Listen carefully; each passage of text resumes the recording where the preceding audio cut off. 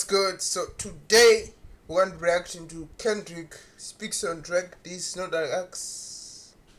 Oh, okay. Let's see. Dude, Okay. chicks.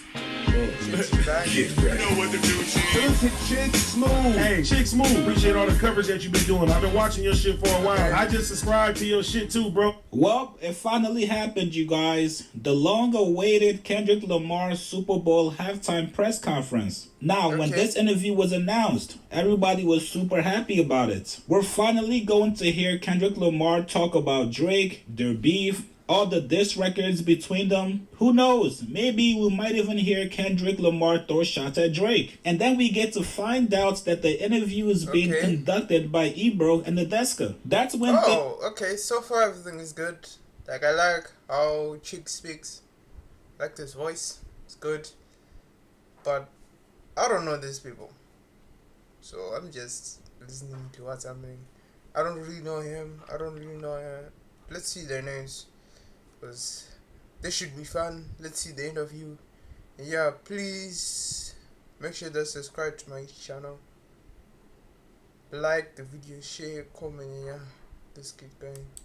Things changed. That's when people got to realizing, wait a minute, this is going to be a softball interview. We're not going to get any questions about Drake. We're not going to get any questions and answers about the best rap beef this decade. And I'm sorry, that's what people want to hear from Kendrick right now. We're watching everything happening with Drake every single day with the lawsuit, all the shots Drake has been throwing ever since the beef was over. Whether it's at Kendrick, LeBron, or whoever else in the industry, the fans want to know what Kendrick Lamar thinks about all of it. If you're going to frame this interview as a press conference, then you have to truly make it a press conference about the biggest game that happened last year. Now, during the interview, you can tell they wanted to bring up Drake, but this was a corporate interview and you can tell they were instructed not to bring up Drake. There's no way that if this interview happens on Ebro's platform, Hot 97, that he doesn't ask him about Drake or the diss records. However, they asked Kendrick, yo, how do you feel about your diss record Not Like Us winning 5 Grammys? Here's what Kendrick said. It has been a little bit mind-bending that you created this massive cultural award-winning anthem out of a battle rap song, and how is that something after you got off that Grammy stage, you got home in some quiet time? What was going on? 5 Grammys is crazy for one single song, man. Man, bro. Yeah, that's one reason why you don't want to F with K Dot. Because if you mess with K Dot, he's gonna finish you, bro.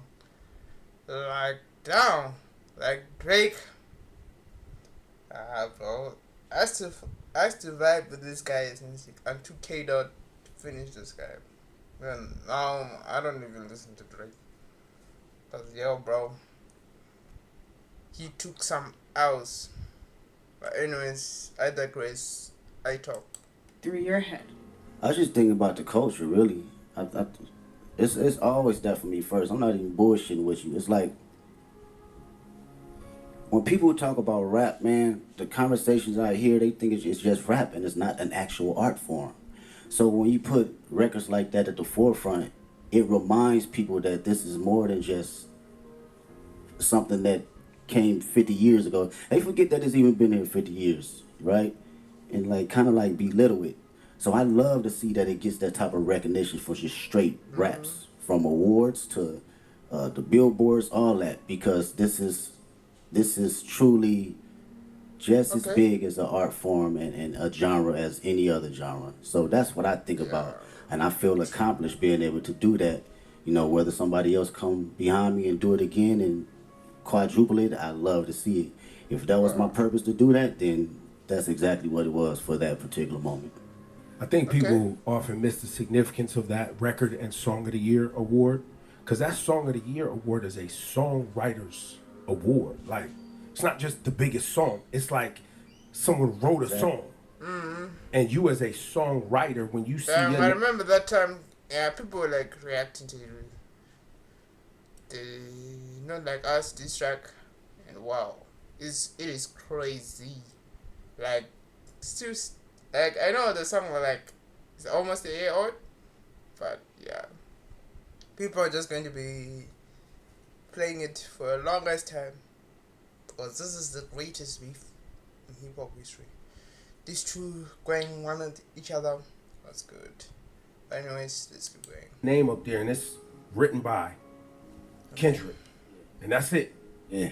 That's powerful, and I think to what you're saying, I think there's a lot of people who have become fans of hip hop, and they, you know, you like the songs you hear and know, but you're not actually tapped into the work that it takes for you to generate the output, the art. Exactly, man. As a writer, you know, and that's what I can appreciate the most, and knowing how much time I dedicated over the years in just trial and error, writing the most terrible shit to some of the greatest shit. You know, we all do it, from writer's block to figuring out how to find inspiration from the most non-popular aspects around me. So it's like, knowing that trial and knowing what I put in as far as my thinking process and what it takes to get there, I do not look at it as a small like endeavor because it's a hit record. No, it's actually some writing in that shit. And then we had Ebro ask him, yo, you drew a line last year, right? Between you and somebody else? Tell me about it. Oh, you took it and put it on your back and you felt like a line needed to be drawn, right?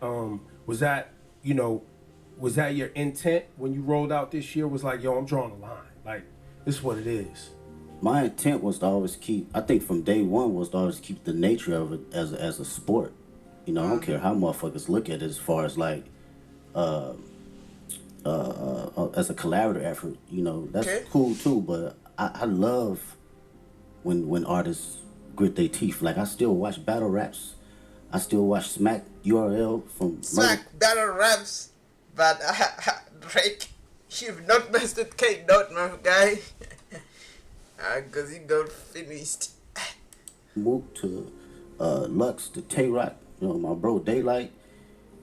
This has always been the core definition of who I am, and it's been that way since day one. So I don't think it was a thing for this year. It was always just a continuum.